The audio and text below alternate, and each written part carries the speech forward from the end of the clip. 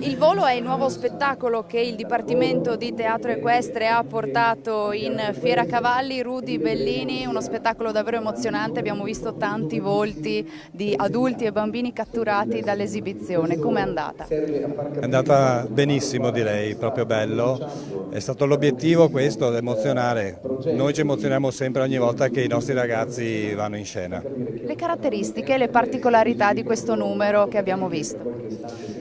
È sempre la sinergia, l'unione di un volo, di uno stormo, quando tante anime, tanti cuori vanno all'unisono.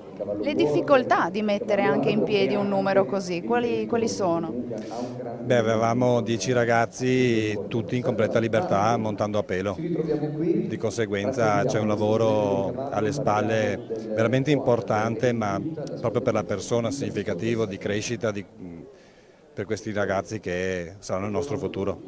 Carlotta Agnoletto, fondamentale proprio per questo l'aiuto anche dei genitori che so che in scuderia si attivano per truccare e vestire i ragazzi e prepararli all'esibizione.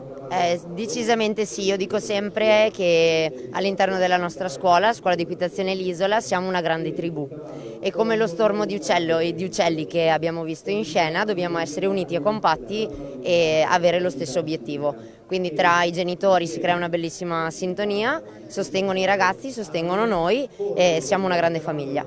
Ecco, i giorni precedenti della fiera qualche goccia di pioggia ha guastato il campo e quindi non hanno potuto esibirsi. Oggi però siete tornati e anche per loro l'emozione è stata moltissima. Decisamente sì, ma come dico sempre ai ragazzi bisogna accettare la verità e la realtà per quella che è, andare avanti e poi arriva il sole e le belle soddisfazioni. Ecco, grazie davvero perché siete davvero il cuore e l'anima del teatro equestre di Fise Veneto e ci regalate sempre tantissime emozioni. Grazie a Rudy e grazie a Carlotta, grazie davvero.